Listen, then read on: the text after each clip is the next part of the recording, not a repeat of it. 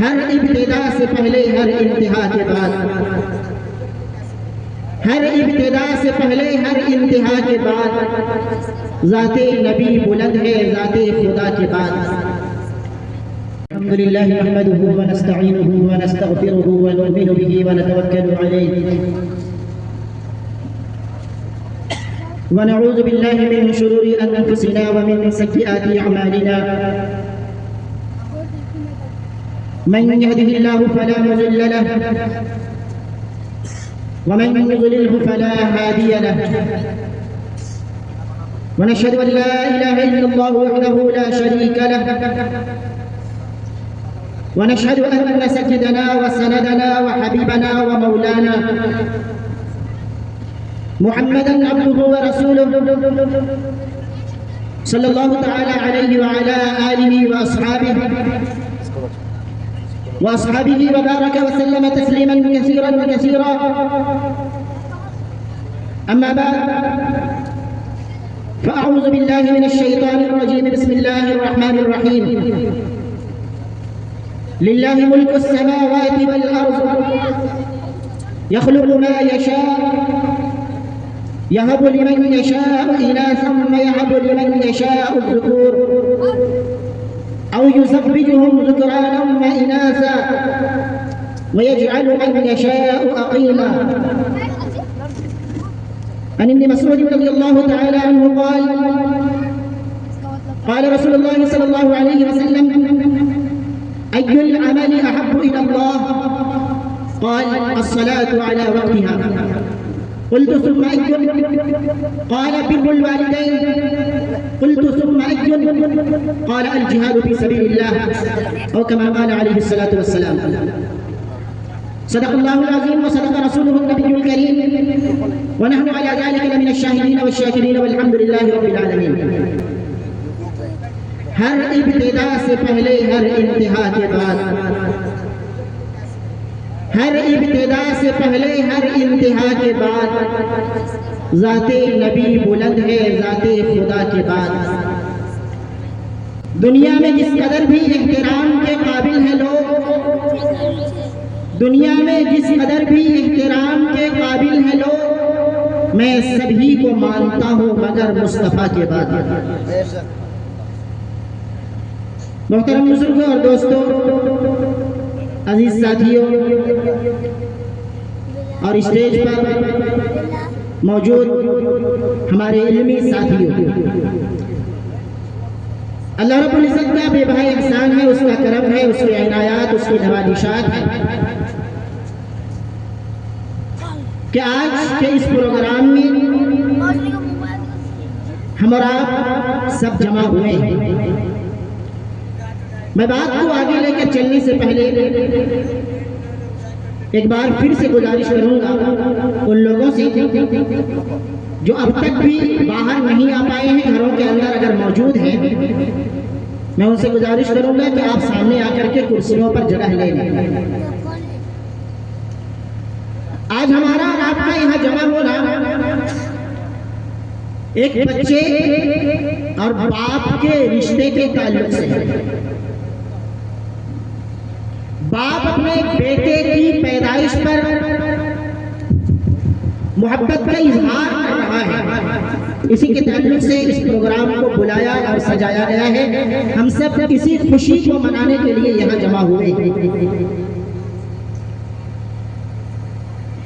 اولاد ایک عظیم نعمت ہے، جیسے جسم و جان ایک نعمت ہے، ہمارے جسم میں دوڑتا لہو ایک نعمت ہے، ہماری رگوں میں چلتی ہوئی سانسیں ایک نعمت ہے، جیسے ہوا نعمت ہے، پانی نعمت ہے، وقت نعمت ہے، ایمان نعمت ہے، انہی بڑی نعمتوں میں سے ایک بڑی نعمت اولاد کی بھی نعمت ہے۔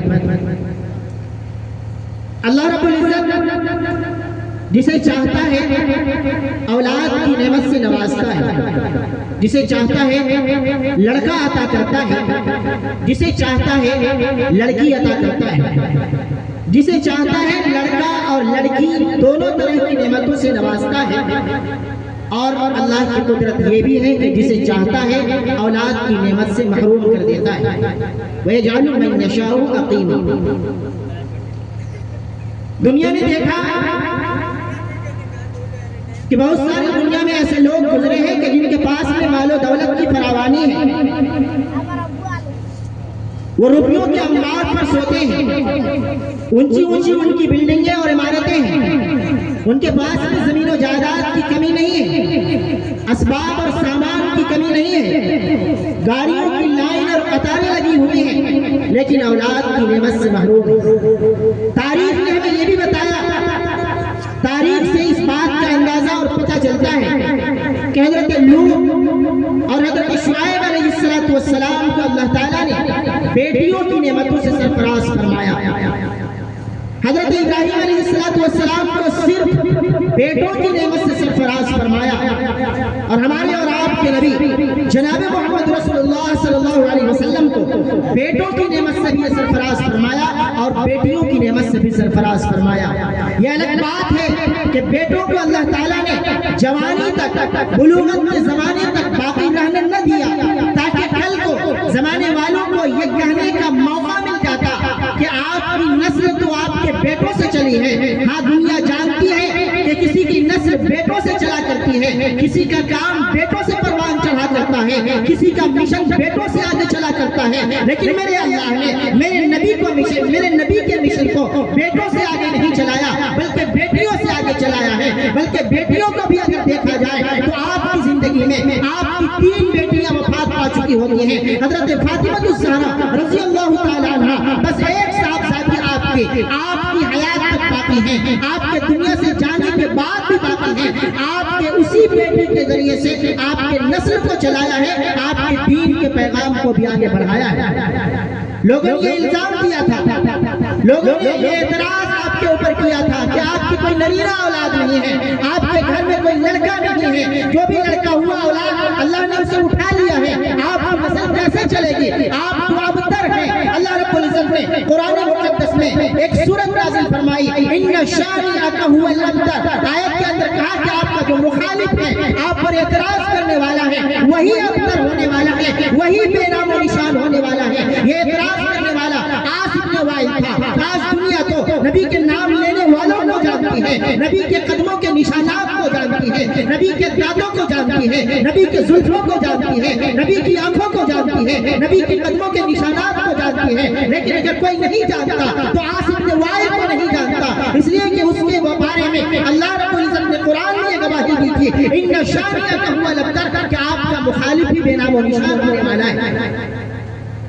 اللہ رب العزت نے انبیاء کرام علیہ السلام کے اندر اس کی مثالیں رکھی ہیں کہ بعض نبیوں کو صرف بیٹیاں عطا فرمائی ہیں، بعض نبیوں کو صرف بیٹے عطا فرمائے ہیں، اور ہمارے نبی کو بیٹا اور بیٹی بھی عطا فرمایا.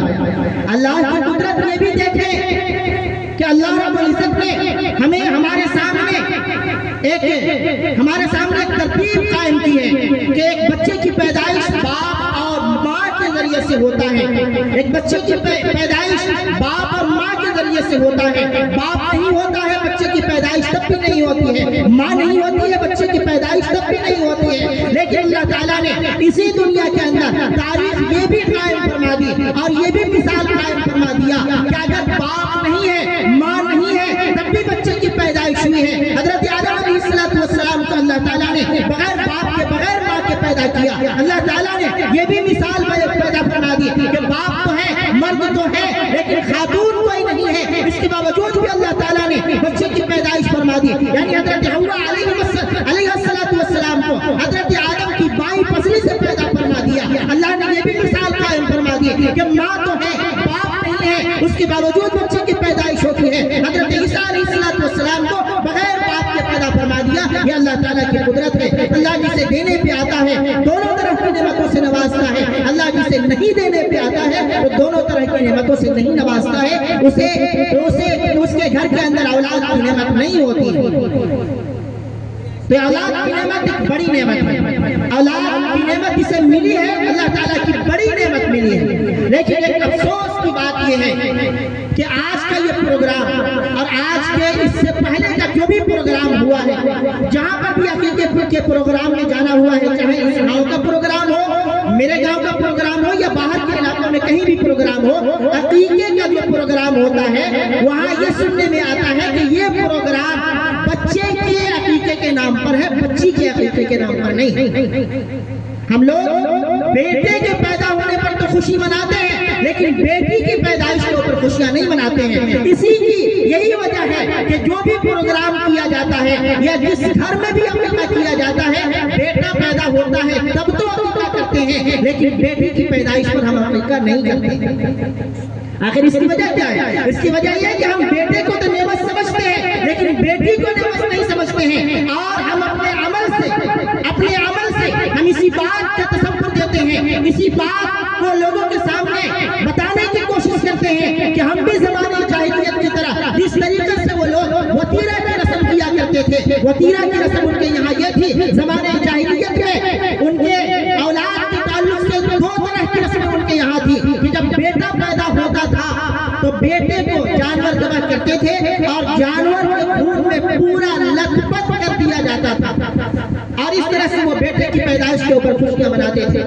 اور جب بیٹی پیدا ہوتی تو باپ اس بیٹی کو عار کی نگاہ سے دیکھتا تھا، ذلت محسوس کرتا تھا۔ بیٹی کی وجہ سے کسی انسان کو اپنی دامادی کے لیے قبول کرنے کے لیے تیار نہیں ہوتا تھا۔ ان کا تصور صرف بیٹی کے تعلق سے دو تھا، اگر بیٹی کو زندہ رکھنا ہوتا تو موٹا چھوٹا کپڑا پہنا کر کے اور بکریوں کا ریوڑ دے کر کے اور 6 سال 7 سال تک کا سوکھا اناج دے کر کے اسے گاؤں سے باہر، علاقے سے باہر بھیج دیا جاتا تھا، اور اگر زندہ رکھنا نہیں ہوتا تھا تو پھر وہ باپ اپنی بیوی سے کہتا تھا کہ بچی کو تیار کرو، کسی ننیحال لے کر کے جانا ہے، کسی رشتہ دار کے یہاں لے کر کے جانا ہے، کسی پھرا دوست کے یہاں لے کر کے جانا ہے۔ وہ بچی کو ماں تیار کیا کرتی تھی اور باپ لے کر کے جاتا۔ ایک دن پہلے باپ گڑھا کھود کر کے آیا ہوا ہوتا تھا، اپنی بچی کو لے جا کر کے اور کہتا کہ گڑھے کے اندر ذرا جھانک کر کے دیکھنا۔ بچی نیچے جھانک کر کے دیکھ رہی ہوتی تھی اور وہ بے رحم ظالم باپ اپنی بچی کو گڑھے کے اندر دھکیل دیا کرتا تھا اور اوپر سے مٹی ڈال دیا کرتا تھا۔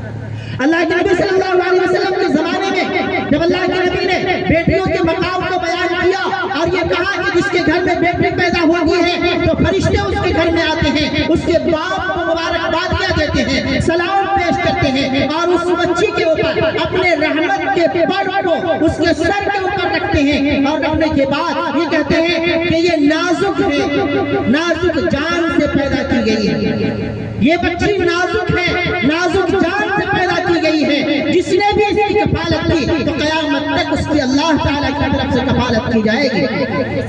اللہ تعالیٰ، اللہ کے نبی نے جب صحابہ کرام کے سامنے بیٹی کے مقام کو بیان کرتے ہوئے یہ کہا کہ جس کے گھر میں 3 بیٹیاں ہوں اور اس نے اپنی تینوں بچیوں کی اچھی طریقے سے پرورش کی ہو، اسے اچھا کھلایا ہو، اچھا پلایا ہو، اچھے کھانے کو دیا ہو، اچھے کپڑے کا انتظام کیا ہو، اسلامی لباس کا انتظام کیا ہو، اسلامی تعلیمات کا انتظام کیا ہو، اور اچھے گھرانے میں یعنی دیندار گھرانے کے اندر دیندار لڑکے سے اس کا نکاح کر دیا تو وہ شخص اپنی تینوں بچوں کی بہترین کفالت کی وجہ سے جنت میں داخل کیا جائے گا۔ ایک صحابی کھڑے ہو گئے جن کی 2 بچیاں تھیں، وہ کھڑے ہو گئے اور کہا کہ اللہ کے نبی میری صرف 2 بیٹیاں ہیں، میرا کیا بنے گا؟ اللہ کے نبی نے کہا کہ جس کی 2 بیٹیاں ہو اور اسی طریقے سے ان کا اچھا انتظام کرے، اچھی تعلیم کا، اچھی تربیت کا انتظام کرے اور بہترین لڑکا دیندار دیکھ کر کے اس کا نکاح کرتے تو وہ شخص بھی اپنی 2 بچوں کی کفالت کی وجہ سے جنت میں جائے گا۔ ایک صحابی کھڑے ہوئے اور کھڑے ہو کر کے کہا کہ اللہ کے نبی جس کی صرف 1 بیٹی ہو، اس صحابی کی صرف 1 بیٹی تھی، وہ کھڑے ہو گئے اور کہا کہ اللہ کے نبی جس کی صرف 1 بیٹی ہو اس کا کیا بنے گا؟ اللہ کے نبی نے کہا کہ 1 بیٹی والا بھی اگر اچھی طریقے سے تربیت کرے تو وہ بھی جنت میں جائے گا۔ اللہ کے نبی نے بیٹیوں کے مقام کو بیان کیا اور یہ کہا کہ جس کو بیٹیوں کی وجہ سے صبر کر بیٹیوں کی وجہ سے جسے تکلیف سننی پڑی ہو اور اس تکلیف کے اوپر انہوں نے صبر کیا ہو تو وہ شخص بھی جنت میں داخل ہوگا۔ یہ مقام ہے بیٹیوں کی۔ جب بیٹیوں کے مقام کو اللہ کے نبی نے بیان کیا تو ایک صحابی کھڑے ہو گئے اور انہوں نے زمانے جاہلیت میں اپنے ایک واقعے کو بیان کیا کہ اللہ کے نبی میرے ساتھ یہ واقعہ ہوا کہ میں نے اپنی بچی کو زندہ دفن کر دیا. اللہ کے نبی کی آنکھوں سے آنسو آ گئے، جاری ہو گئے. صحابہ کرام نے اس صحابی کو تانا دیا اور یہ کہا کہ تم نے اللہ کے نبی کی آنکھوں میں آنسو جاری کیے ہیں، تم نے نبی کو رلایا ہے، تم یہاں سے ہٹ جاؤ. اللہ کے نبی نے کہا کہ اس کا حق ہے، اسے بیان کرنے تو جس کے ساتھ میں ہوا ہے. وہ صحابی کھڑے ہو کر کے بیان کرنے لگے، اے اللہ کے نبی میں نے اپنی اہلیہ سے کہا کہ میری بیٹی کو مجھے گھمانے کے لیے لے کر کے جانا ہے، اور ایک دن پہلے میں نے گڑھا کھودا ہوا تھا، میں اپنی بچی کو لے کر کے گیا. بچی ہنستی ہوئی کھیلتی ہوئی جا رہی تھی، میری داڑھیوں سے کھیلتی تھی، میرے کپڑوں سے کھیلتی تھی، میرے جسموں سے کھیلتی تھی. وہ کھیلتی ہوئی جا رہی تھی، مجھ سے پوچھتی ہوئی جا رہی تھی کہ ابا مجھے کہاں لے کر کے جا رہے ہیں. میں اسے بار بار بہلانے کی کوشش کرتا کہ تجھے نانی کی یہاں لے کر کے جا رہا ہوں. اور ایک گھڑے کے قریب پہنچا اور پہنچ کر کے میں نے بیٹی کو نیچے دھکا دے دیا اور بیٹی کے اوپر میں نے بیٹی کے اوپر مٹیاں میں ڈالنے لگا. اور جیسے جیسے اس کے پیروں کے اوپر مٹی پڑی ہے، اس کے جسم کے آدھے حصے کے اوپر مٹی پڑی ہے، آخری دم تک آخری سانس چلنے تک اس بیٹے نے مجھ سے کہا کہ بابا مجھے بچا لو، مجھے دفن نہ کرو. لیکن مجھ جیسے ظالم باپ نے اس کی ایک نہ سنی اور اسے دفن کر ہی دیا. اے اللہ کے نبی میرا کیا بنے گا؟ کیا اللہ مجھے معاف کرے گا؟ اللہ کے نبی نے کہا کہ تو نے جرم تو بڑا کیا ہے، بڑا خطرناک جرم کیا ہے، تو نے بڑا کبیرہ گناہ کیا ہے، لیکن الاسلام یہدم ما کان قبلہ، اسلام اپنے پچھلے کیے ہوئے تمام گناہوں کو دھو ڈالتا ہے. تم نے جو بھی کیا ہے اللہ نے اللہ اگر تم نے سچی توبہ کر لی ہے اللہ تمہارے گناہوں کو معاف کرے گا. اور جب یہی بیٹی آگے بڑھتی ہے اور بیٹی جب بہن کے مقام تک پہنچتی ہے، اللہ کے نبی صلی اللہ علیہ وسلم کی کوئی اپنی نسبی بہن نہ تھی. آپ کی ایک بہن تھی، بہن رضائی بہن تھی، دودھ شریک بہن تھی، جس بہن کا نام شیما تھا. اللہ کے نبی صلی اللہ علیہ وسلم ایک غزوے سے فراغت کے بعد اپنے خیمے میں آرام کر رہے تھے. حضرت شیما رضی اللہ تعالیٰ عنہ وہاں آئی اور اللہ کے نبی نے جب دیکھ کر کے حضرت شیما نے ان سے اپنا تعارف کرایا. اللہ کے نبی سے انہوں نے کہا کہ بچپن کے زمانے میں آپ اور میں کھیلا کرتی تھی. ایک مرتبہ ایسا ہوا تھا کہ آپ نے میرے جسم کے پچھلے حصے میں پیٹھ پہ پشت میں آپ نے کاٹ دیا تھا اپنے دانتوں سے. آج بھی میرے جسم کے اوپر وہ نشانات موجود ہیں. اللہ کے نبی نے جب پہچانا اپنی کملی والی چادر نکالی اور نکال کر کے اپنی بہن کے لیے بچھایا اور کہا کہ بہن اس میں بیٹھ جا. بیٹی کا تو یہ مقام ہے، بہن کا تو یہ مقام ہے. جب یہ بیٹی آگے بڑھتی ہے اور بیوی کے مقام تک پہنچتی ہے تو بیوی کے مقام تک پہنچنے کے بعد شریعت نے اسے یہ مقام عطا کیا ہے کہ ایک گھر کو چھوڑ کر کے آتی ہے جہاں اپنے بھائیوں کو چھوڑا ہے، اپنے باپ کو چھوڑا ہے، اپنی ماں کو چھوڑا ہے، اور اس گھر میں چھوٹے چھوٹے بچوں کو چھوڑ کر کے وہ آئی ہے، اپنے بھائیوں کو چھوڑ کر کے آئی ہے، اور اپنے گھر کے دوسرے اپنے بھائیوں کے بچوں کو، اپنے بہنوں کے بچوں کو چھوڑ کر کے آئی ہے. ایک اکیلا مقام ہے، یہاں اجنبی ماحول ہے. گھر کے اندر نہ شوہر سے پہلے سے انسیت ہے، نہ شوہر سے جان پہچان ہے، نہ اس کے سر سے جان پہچان ہے، نہ ساس سے جان پہچان ہے. ایک اجنبی ماحول میں آتی ہے اور آنے کے بعد میں اس کو یہ مقام دیا کہ اس گھر میں آنے کے بعد اگر اسے محبت بنتی ہے تو یہ بیٹی جو اپنے گھر کو چھوڑ کر کے آئی ہے اس گھر کو وہ جنت بناتی ہے، اور اگر اس گھر میں اسے محبت نہیں ملتی ہے تو پھر اس گھر کو وہ جنت نہیں بنا پاتی. اور جب اس گھر میں بیوی بن کر کے آتی ہے تو اللہ کے نبی نے اس کے تعلق سے بھی ہمیں یہ پیغام دیا ہے، یہ بتایا کہ حضرت عائشہ صدیقہ رضی اللہ تعالیٰ عنہا اللہ کے نبی صلی اللہ علیہ وسلم کے سامنے بیٹھے ہوئے ہیں اور کھانا سامنے موجود ہے. اللہ کے نبی نے ایک بڑا سا بوٹی اٹھایا، گوشت کا ٹکڑا اٹھایا اور اٹھا کر کے اپنے حضرت عائشہ صدیقہ رضی اللہ تعالیٰ عنہا کو آپ نے دیا اور دیکھ کر کے کہا کہ تم اسے کھاؤ. حضرت عائشہ نے ایک حصے کو کھایا، اللہ کے نبی نے پھر واپس اسے لیا اور لے کر کے جس حصے سے حضرت عائشہ نے کھایا تھا وہیں پر مہر لگا کر کے جناب محمد رسول اللہ صلی اللہ علیہ وسلم نے بھی وہیں سے اس ٹکڑے کو کھایا ہے. اور یہ سبق یہ پیغام دیا ہے کہ عورت اور بیوی جو ہے محبت کے لیے آتی ہے، بیٹیاں رحمت ہوا کرتی ہیں، یہ زحمت نہیں ہوا کرتی ہے. اللہ کے نبی صلی اللہ علیہ وسلم نے بیوی کے مقام کو بتانے کے لیے یہ بھی کیا ہے کہ ایک مقام پر حبشی کے کچھ لوگ آئے، مدینہ منورہ میں وہ کھیل دکھا رہے تھے. حضرت عائشہ صدیقہ رضی اللہ تعالیٰ عنہا سے آپ نے کہا کہ عائشہ کھیل دیکھو گی؟ حضرت عائشہ نے کہا کہ ہاں کھیل دیکھو گے۔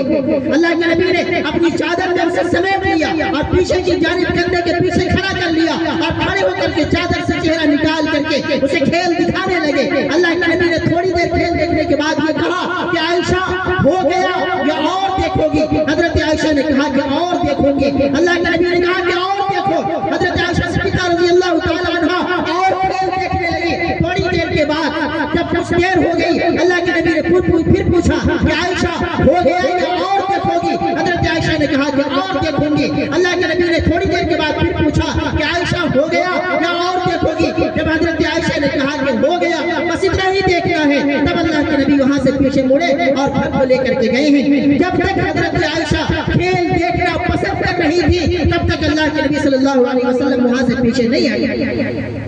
اللہ کے نبی صلی اللہ علیہ وسلم نے بیوی کے مقام کو اجاگر کرنے کے لیے جو بھی کیا ہے کہ اللہ کے نبی صلی اللہ علیہ وسلم ایک غزوے سے واپس ہو رہے تھے اور واپسی کے موقع پر حضرت عائشہ صدیقہ رضی اللہ تعالی عنہا آپ کے ساتھ میں تھی۔ اللہ کے نبی نے صحابہ کرام سے کہا، جنگل کا علاقہ تھا، صحابہ سے کہا کہ تم لوگ آگے چلے جاؤ، آگے بڑھ جاؤ۔ تب سارے صحابہ آگے بڑھ گئے اور کوئی سامنے میں نہیں تھا، درختوں کا پردہ تھا، پیچھے کوئی نہیں تھا، آگے کوئی نہیں تھا۔ اللہ کے نبی نے حضرت عائشہ سے کہا کہ عائشہ چلو دوڑ لگاتے ہیں۔ حضرت عائشہ اور اللہ کے نبی صلی اللہ علیہ وسلم دوڑ لگانے لگے۔ جب دوڑ لگائے ایک مقام پر پہنچے تو اللہ کے نبی حضرت عائشہ صدیقہ رضی اللہ تعالی عنہا وہ آگے نکل گئی۔ اس شروع موقع پر اللہ کے نبی صلی اللہ علیہ وسلم آگے نکل گئے اور حضرت عائشہ صدیقہ رضی اللہ تعالی عنہا پیچھے رہ گئے۔ کچھ دنوں کے بعد سال گزر گئے، کچھ دنوں کے بعد، کچھ سالوں کے بعد پھر سے اسی مقام پر اسی طریقے سے واپسی ہو رہی تھی۔ اللہ کے نبی نے پھر سے صحابہ سے کہا کہ تم لوگ آگے بڑھ جاؤ۔ صحابہ آگے بڑھ گئے اور پھر سے حضرت عائشہ سے کہا کہ عائشہ چلو دوڑ لگاتے ہیں۔ حضرت عائشہ صدیقہ رضی اللہ تعالی عنہا کے ساتھ جناب محمد رسول اللہ صلی اللہ علیہ وسلم کائنات کا سردار دوڑ لگانے لگا اور جب دوڑ لگائے ہیں اور اسی مقام پر پہنچ کر کے دوڑ کو شروع کیا اور وہیں جا کر کے دوڑ کو ختم کیا ہے۔ پہلے موقع پر جناب محمد رسول اللہ صلی اللہ علیہ وسلم آگے نکلے تھے، آپ کی جیت ہوئی تھی۔ اس موقع پر حضرت عائشہ صدیقہ رضی اللہ تعالی عنہا آگے نکل جاتی ہیں، حضرت عائشہ کی جیت ہوتی ہے۔ اللہ کے نبی نے کہا حاضی دل کا یہ اس عدلے کا بدلہ ہے، ایک مرتبہ تم جیتی، ایک مرتبہ میں جیتا تھا۔ تو حضرت عائشہ صدیقہ رضی اللہ تعالی عنہا کے ساتھ اللہ کے نبی نے اس طریقے سے بیوی کے مقام کو بھی بیان فرمایا ہے اور ماں کے مقام کو بھی بیان فرمایا کہ اللہ کے نبی صلی اللہ علیہ وسلم نے یہ کہا کہ میں مدینہ منورہ مسجد نبوی کے اندر، میں اپنی مسجد کے اندر نماز پڑھ رہا ہوتا، میری ماں اپنے کمرے سے آواز دیتی کہ بیٹا محمد، میں نماز چھوڑ کر کے اپنی ماں کی آواز کو سننے کے لیے چلا جاتا۔ اللہ رب العزت نے قرآن مقدس میں وَقَضَىٰ رَبُّكَ أَلَّا تَعْبُدُوا اس آیت کے اندر جہاں اللہ رب العزت نے اپنا حق بیان کیا ہے، وہیں پر ساتھ میں اللہ رب العزت نے ماں باپ کے حق کو بھی بیان کیا کہ ماں باپ اگر بڑھاپے کی عمر کو پہنچ جاتے ہیں اور بیٹا ان کی وجہ ان کی خدمت کر کے جنت نہیں کما لیتا ہے، ان کی خدمت کر کے جنت میں اپنا مقام نہیں بنا لیتا ہے، تو اس بچے کے اوپر، اس بیٹے کے اوپر، اس اولاد کے اوپر دکھ ہے، افسوس ہے اس بچے کے اوپر۔ یہ کہا گیا کہ ماں باپ جب بڑھاپے کی عمر کو پہنچ جائے وَلَا تَقُلْ لَهُمَا اُفٍّ، تو میں کبھی اُف بھی نہ کہو، اُف بھی نہ کہو، کسی طریقے سے انہیں نہ جھڑ دو، ذرا سی بھی تکلیف انہیں نہ دو۔ یہ ماں کا مقام ہے۔ ماں کا مقام کیا ہے؟ ایک صحابی آتے ہیں اور آ کر کے کہا کہ اللہ کے نبی میں جہاد میں جانا چاہتا ہوں۔ جہاد کا کتنا اونچا مقام ہے، جہاد کا کتنا اعلیٰ مقام ہے۔ حضرت ابن مسعود رضی اللہ تعالیٰ عنہ کی روایت میں نے آپ کے سامنے پڑھی ہے۔ حضرت ابن مسعود رضی اللہ تعالیٰ عنہ نے اللہ کے نبی صلی اللہ علیہ وسلم سے یہ ارشاد، یہ پوچھا اللہ کے نبی سے اَيُّ الْعَمَلِ أَحَبُّ إِلَى اللَّهِ، اے اللہ کے نبی سب سے افضل عمل کون سا ہے؟ اللہ کے نبی نے فرمایا الصلاۃ علی وقتها، نماز کو اپنے وقت پر قائم کرنا۔ میں آگے بات کو بڑھاتا ہوں، نماز کے اوپر باتیں کافی ہوتی ہیں، اس لیے میں حدیث کے اگلے جملے پر آتا ہوں۔ اللہ کے نبی حضرت ابن مسعود رضی اللہ تعالیٰ عنہ نے سوال کیا، حضرت ابن مسعود رضی اللہ تعالیٰ عنہ کون؟ حضرت ابن مسعود رضی اللہ تعالیٰ عنہ اللہ کے نبی صلی اللہ علیہ وسلم کی سنتوں کے اوپر عمل کے لیے مرنے مٹنے والے ہیں۔ ذرا سی بھی کوئی بات آپ کو پتہ چلتی تھی، آپ اس کے اوپر عمل کرنے کے لیے تیار ہو جاتے تھے اور محبت کے ساتھ تیار ہوتے تھے۔ کیسے تیار ہوتے تھے؟ حضرت ابن مسعود رضی اللہ تعالیٰ نے ایک موقع پر جا رہے ہیں سفر میں اور ایک مقام پر پہنچے، آپ کے پیچھے آپ کے ردیف، آپ کے سواری کے اوپر ایک صحابی سوار ہے۔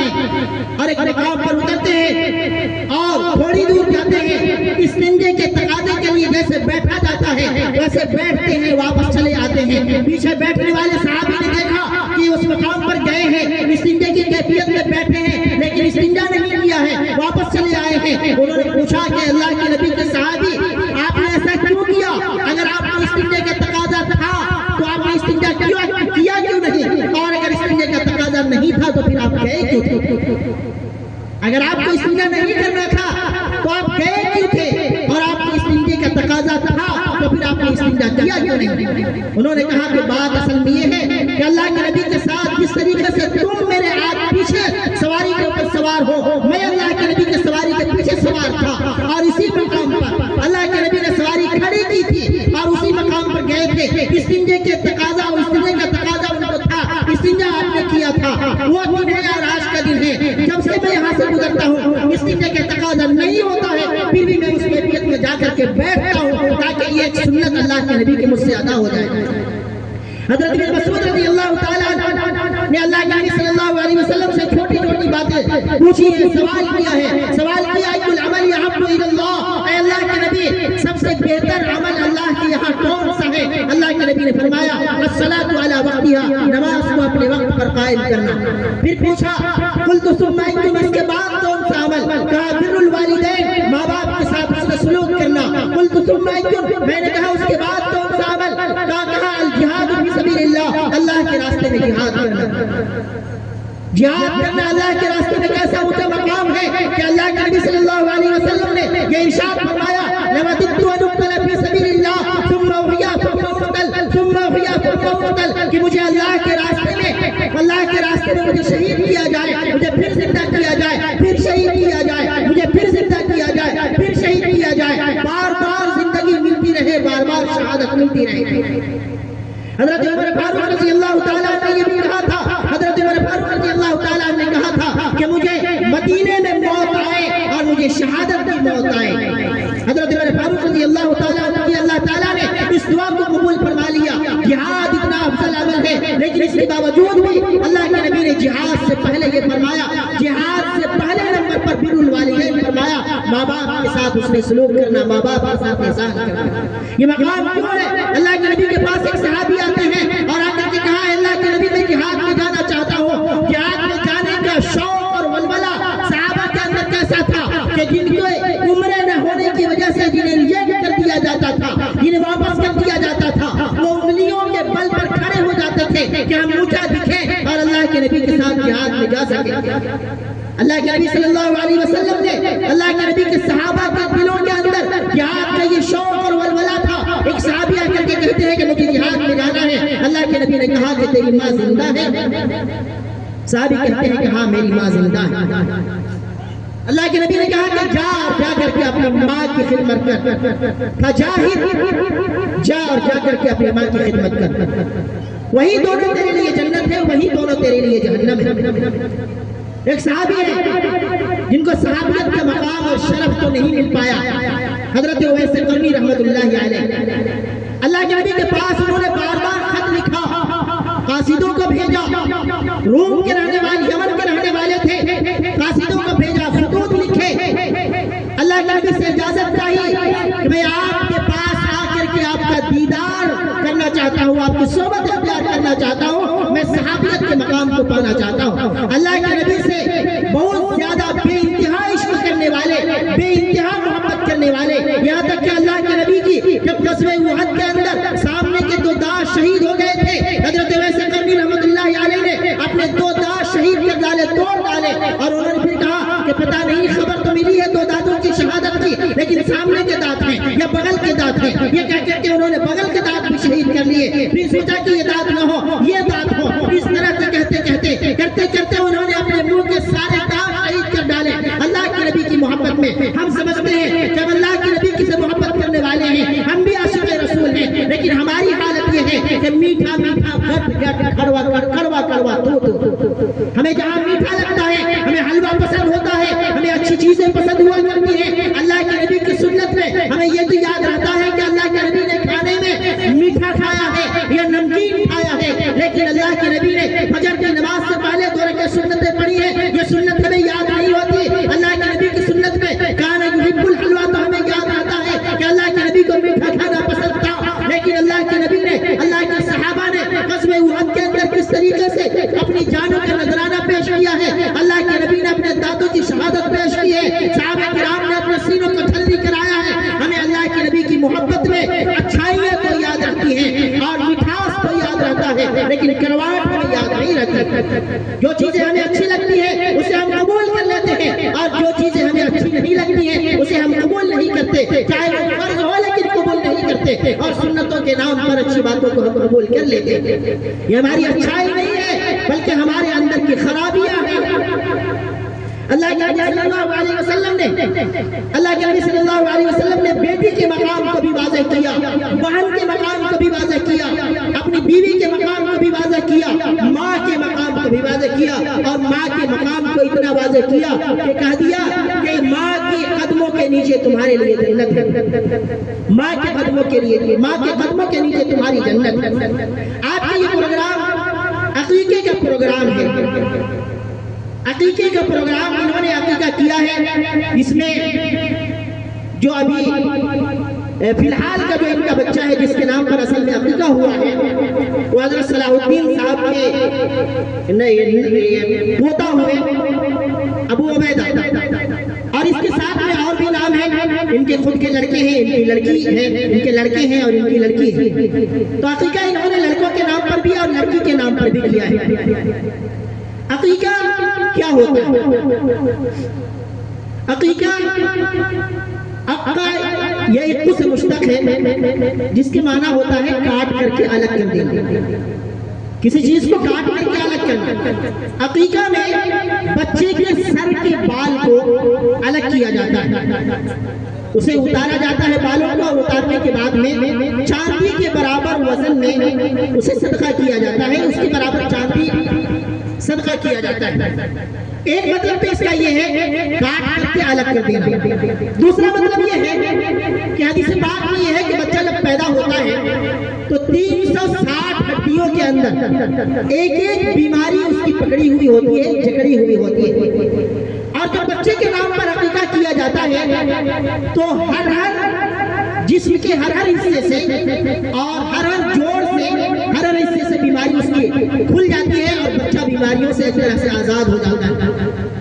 ہم دعا پڑھتے ہیں لحمها بلحمه شعرها بشعره جلدها بجلده عظمها بعظمه۔ دعا پڑھتے ہوئے ہم جب جانور ذبح کرتے ہیں تو جانور ذبح کرتے ہوئے یہ دعا پڑھتے ہیں کہ اللہ لحمها بلحمه، اس کے گوشت کو اس کے گوشت کے بدلے میں قبول فرما، یعنی اس کا جو جانور ہے، یہ جو جانور ہے جو ہم نے قربانی کی ہے، قربان کیا ہے، اس کے گوشت کو اس کے گوشت کے بدلے میں قبول فرما، اور اس کے گوشت میں جو بیماریاں تھی اس کے گوشت کے بدلے میں بیماریاں ختم فرما دے۔ شعرها بشعره، اس کے بالوں میں جو بیماریاں تھی جانور کے بالوں کے بدلے میں اسے آزاد فرما دے۔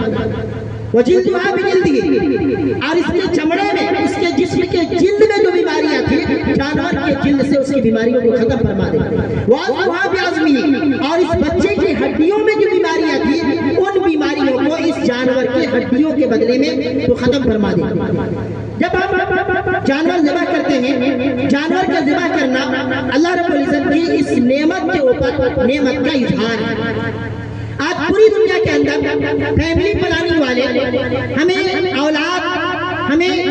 اولاد کی کمی کی تعلیم دیتے ہیں کہ اولاد زیادہ نہ ہو وہ بہتر ہے، لیکن جناب محمد رسول اللہ صلی اللہ علیہ وسلم نے فخر کی یہ بات ارشاد فرمائی ہے کہ کل قیامت کے میدان میں جہاں حضرت عیسیٰ علیہ السلام اپنی امت کو لے کر کے آئیں گے، حضرت موسیٰ علیہ السلام اپنی امت کو لے کر کے آئیں گے، تمام کے تمام انبیاء اپنی امتوں کے ساتھ میں ہوں گے، کسی نبی کے پاس میں اس کا ایک امتی ہوگا، کسی نبی کے پاس میں کوئی امت نہیں ہوگی، کسی نبی کے پاس میں 10 ہوں گے، کسی نبی کے پاس میں 40 ہوں گے، اور کسی نبی کے پاس میں کچھ زیادہ تعداد میں ہوگی۔ حضرت اللہ کے نبی صلی اللہ علیہ وسلم جب ایک بہت بڑے مجمع کو دیکھیں گے، دیکھ کر کے کہیں گے کہ اے اللہ رب العزت، ایسا لگتا ہے کہ یہ مجمع میری امت کا ہے۔ اللہ تعالیٰ فرمائیں گے کہ نہیں، یہ تیری امت کا مجمع نہیں ہے، بلکہ آسمانوں کے اوپر دیکھو، زمین کے کناروں میں دیکھو، ادھر کے کناروں میں دیکھو، اپنی پیٹھ کے پشت کے پیچھے دیکھو، اپنے سامنے کی جانب میں دیکھو، تمام کی تمام زمینیں جہاں امتوں سے بھری ہوئی ہوں گی، آسمان امتوں سے بھری ہوئی ہوگی، اللہ کے نبی سے کہا جائے گا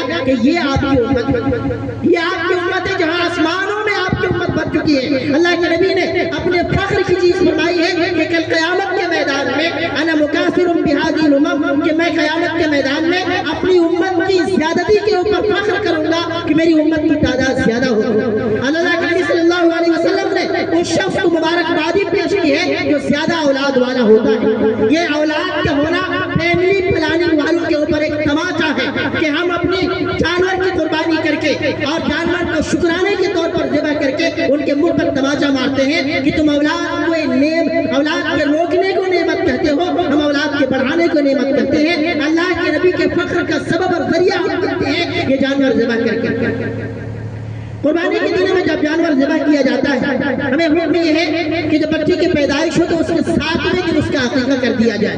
7واں دن نہ ہو سکے تو 14ویں دن عقیقہ کیا جائے، 14ویں دن بھی نہ ہو سکے تو 21ویں دن عقیقہ کیا جائے۔ ان 3 دنوں کے اندر عقیقہ کرنا سنت ہے۔ اگر کوئی ان 3 دنوں میں عقیقہ نہ کر پائے تو پھر زندگی میں جب بھی اس کو موقع ملے کر سکتا ہے، لیکن اصل سنت یہ ہے کہ 7واں دن عقیقہ کیا جائے، 14واں دن کیا جائے یا پھر 21واں دن کیا جائے۔ ایک مسئلہ یہ سمجھنے کی ہے کہ اگر جس بچے کو جو بچہ ہمارے سامنے سے دنیا سے چلا جاتا ہے، ہمارے سامنے سے نابالغی کی حالت میں دنیا سے چلا جاتا ہے، تو وہ بچہ کل قیامت کے میدان میں ہمارے لیے ذخیرہ بنے گا، نجات کا ذریعہ بنے گا۔ ہم دعا پڑھتے ہیں کہ اس میں اجر و ذخرہ کے الفاظ ہیں کہ اس بچے کو اجر بھی بنا اور ذخیرہ بھی بنا، کہ بچے کے انتقال کے موقع پر جو ہم نے صبر کیا ہے ہمارے اس صبر کو اجر بنا دے اور ہمارے اس بچے کو کل قیامت کے میدان میں ذخیرہ کے طور پر بنا کر کے پیش فرما۔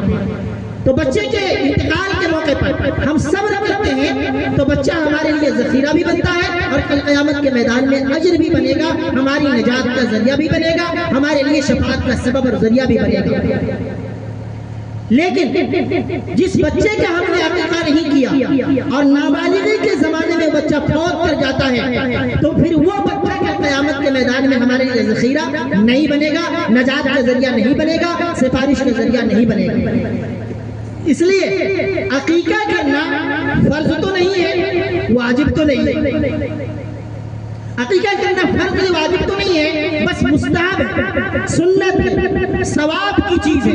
عقیقہ کریں گے تو اس سے ہمارے دنیا کا بھی فائدہ ہوگا اور آخرت کا بھی فائدہ ہوگا۔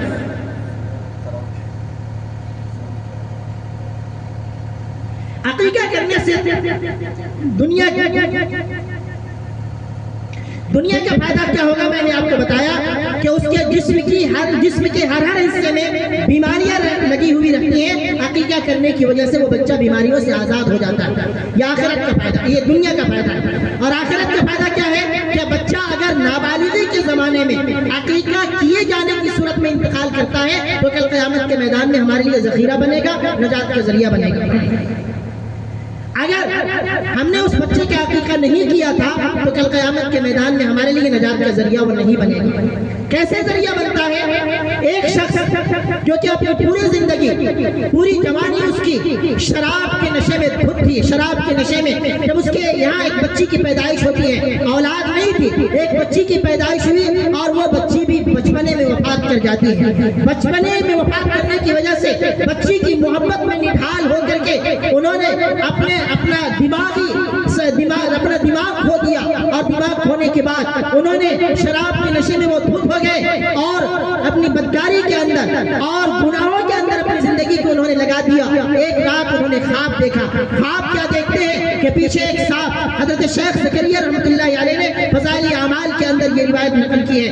ایک بہت بڑا سانپ، اژدہا اور کوبرا قسم کا سانپ پیچھے سے اسے دوڑا رہا ہوتا ہے اور وہ شخص دوڑ رہے ہوتے ہیں۔ دوڑتے ہوئے آگے کو جاتے ہیں، وہ دیکھتے ہیں سانپ کے دوڑنے کی اور اس کی تیزی اور رفتار کی وجہ سے انہیں یہ لگتا ہے کہ اب ہم بچ نہیں پائیں گے۔ وہ آگے کو چلتے ہیں، دیکھتے ہیں کہ ایک بوڑھے میاں کھڑے ہیں، سفید لباس میں ملبوس ہیں، وہ کسی طرح سے ڈنڈے کے سہارے ٹیک کر کے چل رہے ہیں۔ وہ جا کر کے ان کے سامنے کھڑے ہو جاتے ہیں اور کہتے ہیں کہ مجھے شرم آ رہی ہے، آپ سے مدد کی درخواست کرنے کرنے کے لیے، آپ سے فریاد کرنے کے لیے آپ سے چلا نہیں جا رہا ہے، لیکن پھر بھی میری حالت بہت کمزور ہے، آپ میری مدد فرمائیں۔ وہ کہتے ہیں کہ میں کہاں سے مدد کر سکتا ہوں، میری حالت دیکھو کیسے کمزور ہے، میں لاٹھیوں کے سہارے چل رہا ہوں اور پیچھے اتنا بڑا سانپ موجود ہے، میں کہاں سے آپ کی مدد کر سکتا ہوں۔ لیکن میں آپ کو ایک ترکیب بتاتا ہوں اور ایک مقام کا پتہ دیتا ہوں، آپ وہاں جائیں تو ہو سکتا ہے کہ آپ کی نجات کا ذریعہ بنے اور آپ کے چھٹکارے کا ذریعہ بنے۔ انہوں نے کہا کہ سامنے وہ بلڈنگ دیکھ رہے ہو؟ انہوں نے کہا کہ ہاں دیکھ رہا ہوں۔ وہ سامنے گئے، جا کر کے آواز لگائی تو اندر سے کچھ بچے نکلتے ہیں، انہی میں سے ایک چھوٹی سی بچی بھی نکلتی ہے۔ انہوں نے دیکھا کہ یہ بچی تو میری بچی ہے، وہ بچی سامنے آتی ہے، اپنے باپ کے سینے سے لگ جاتی ہے، باپ بھی روتا ہے، بچی بھی روتی ہے، اور وہ بچی سے وہ پوچھتا ہے کہ بیٹی میرے پیچھے سانپ لگا ہوا ہے، وہ مجھے مارنا چاہتا ہے، مجھے دوڑا رہا ہے، اس سانپ سے مجھے بچا لو۔ بیٹی کہتی ہے، بیٹی سے وہ باپ کہتا ہے کہ تو چھوٹی عمر والی ہے، تو بچا نہیں لگ سکتی ہے، مجھے شرم آ رہی ہے، لیکن میں پھر بھی تم سے فریاد کر رہا ہوں کہ میری بیٹی اس سانپ سے مجھے بچا لے، اگر تیرے پاس میں کوئی راستہ ہے بچانے کا۔ وہ بیٹی کہتی ہے کہ میں بچاؤں گا، لیکن اس سے پہلے میں ان دونوں کی حقیقت آپ کو بتاتا ہوں کہ جو سانپ ہے یہ آپ کے کالے کرتوت ہیں، یہ آپ کے گھنونے کارنامے ہیں، یہ آپ نے اپنی راتوں کو جو رنگین کیا ہے، شراب کے نشے میں جو آپ مست رہا کرتے تھے، یہ آپ کے گھنونے اور کالے کارنامے ہیں، اور آپ کی جو چھوٹی سی نیکی ہے وہ بوڑھے بزرگ اور کمزور بزرگ کی حالت میں ہے۔ آپ کے گناہ زیادہ ہیں، آپ کی نیکیاں کمزور ہیں، آپ کی نیکیوں نے آپ کے گناہ کو دبا، آپ کی نیکیاں آپ کے گناہ کو دبا نہیں پائی، وہ آپ کو بچا نہیں پائیں۔ لیکن میں آپ کو بتاتا ہوں کہ یہ خواب ہے، آپ خواب سے باہر نکلیں اور اپنی فیوچر کے لیے، اپنی آئندہ کی زندگی کے لیے، اپنی مستقبل کے لیے ایک بہترین پلان بنائیں اور بہتری کے ساتھ اپنی زندگی کو گزارنے کی کوشش کریں۔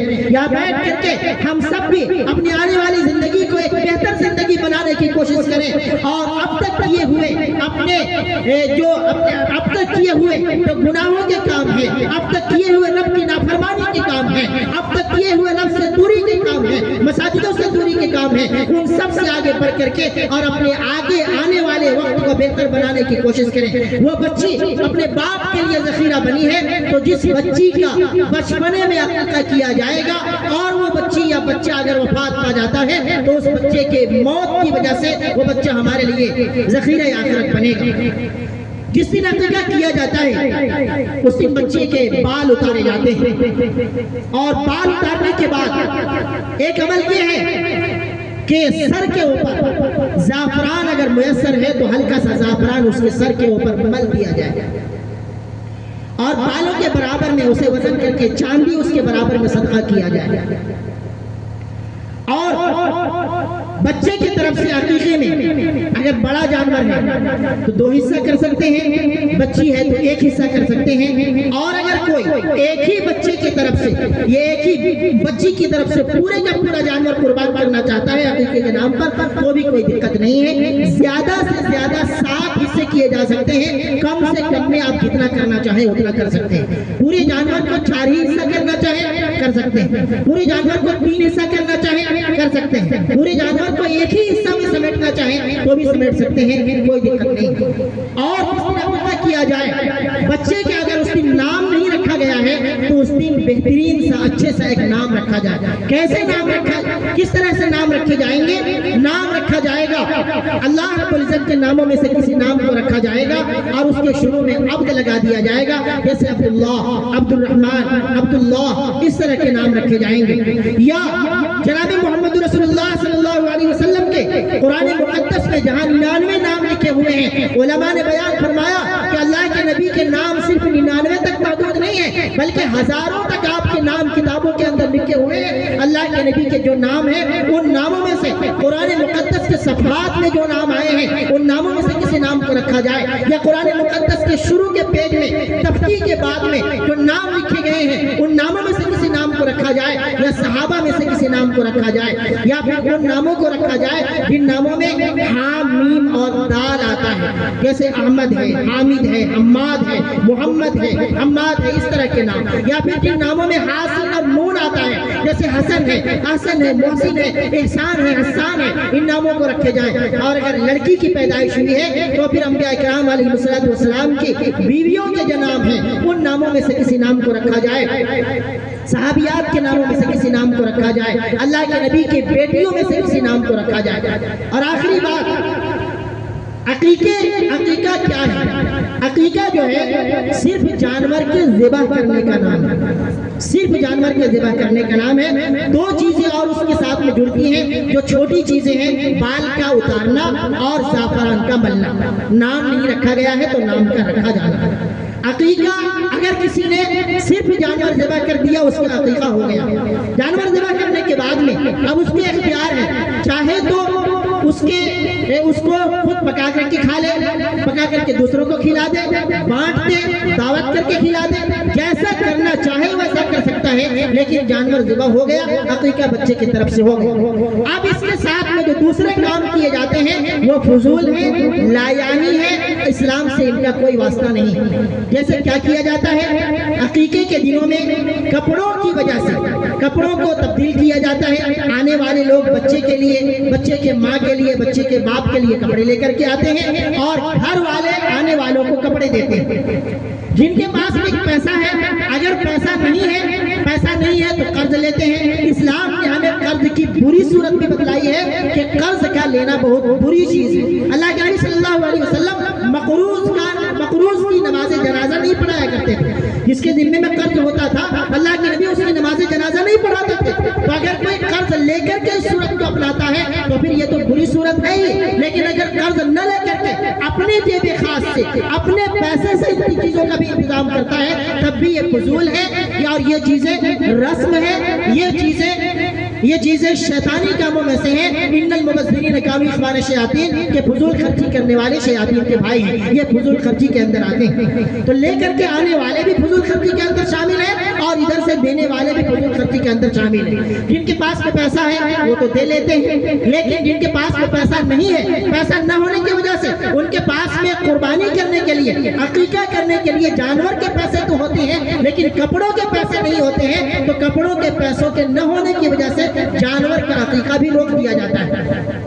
اس لیے کہ اگر عقیقہ کریں گے 50,000 کا خرچ آئے گا، 40,000 کا خرچ آئے گا، حالانکہ عقیقہ بس اگر کیا جاتا تو 12,000 13,000 میں ہو جاتا، لیکن 12,000 13,000 15,000 جیب میں ہے، کپڑے دینے کے لیے 50,000 پیسے نہیں ہے، اس بنیاد پر عقیقہ نہیں کیا جاتا ہے۔ تو یہ چیزیں بھی ہماری گھروں کے اندر خواتین اپنی کانوں کے اندر ان چیزوں کو داخل کریں اور آنے والے دنوں کے اندر ان رسومات سے بچنے کی اور بچانے کی کوشش کریں تاکہ معاشرہ ہمارا ایک بہتر صورت کے اندر جائے، اپنے گھروں کے ماحول کو بہتر بنائے، اپنے بچوں کے ماحول کو بہتر بنائے۔ جو بچہ اللہ تعالیٰ نے ہمیں دیا ہے، باپ کو دیا ہے، ماں کو دیا ہے، بچہ ہمارے پاس میں ایک نعمت ہے، بچے کو بہتر بنانے کی کوشش کریں، گھر کے ماحول کو بہتر بنانے کی کوشش کریں۔ سب سے بہتر مدرسہ بچے کے لیے گھر کا ماحول ہوتا ہے، اور یہ بھی کہا گیا کہ بیٹا پڑھتا ہے تو ایک فرد پڑھتا ہے، اور اگر بیٹی پڑھتی ہے تو پورا خاندان، پورا معاشرہ پڑھتا ہے۔ بیٹا اگر پڑھے گا تو اپنے لیے پڑھے گا،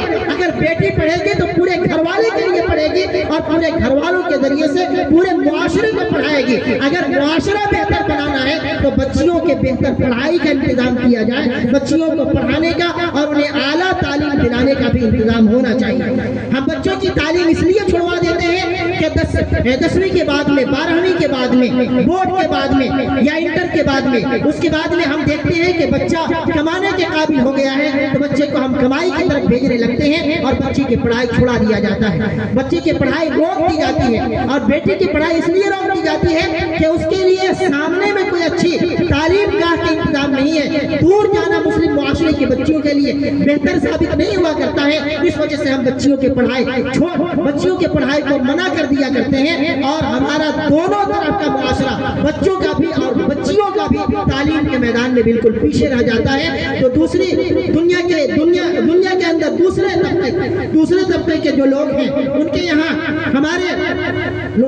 نوجوان بھی پڑھتے ہیں اور ان کی بچیاں بھی پڑھتی ہیں۔ بچیوں کے اندر تعلیم نہ ہونا یا بچیوں کے اندر تعلیم عام طور سے ہوتا ہی ہے کہ بچے کچھ دور پڑھ کر کے چھوڑ دیتے ہیں، بچیاں کچھ دور پر پہنچ جاتی ہیں، پڑھتی ہیں، لیکن بچوں کے تعلیم کے انتظام کم ہو پاتا ہے. بچے جب تعلیم میں پیچھے رہتے ہیں تو پھر بچیاں جو اونچے مقام تک پڑھ کر کے جاتی ہیں ان کے حساب کا ہمارے معاشرے میں لڑکا ان کی قابلیت کا ان کی برابری کا لڑکا نہیں مل پاتا ہے تو پھر وہ غیروں کے ہاں لڑکے تلاش کرتی ہیں, غیروں کے ہاں اپنی برابری کے لوگ تلاش کرتے ہیں اور پھر وہ ارتداد کے دہانے تک پہنچ جاتے ہیں. اللہ تعالیٰ ہمیں آپ کو سب کو کہنے سننے سے زیادہ عمل کی توفیق مرحمت فرمائے. اپنے گھروں کو بہتر بنانے کی سب کو اللہ تعالیٰ بہتر بنانے کی کوشش کرنے کی اور اسے تکمیل تک پہنچانے کی اللہ تعالیٰ توفیق مرحمت فرمائے. وآخر دعوانا الحمدللہ رب العالمین.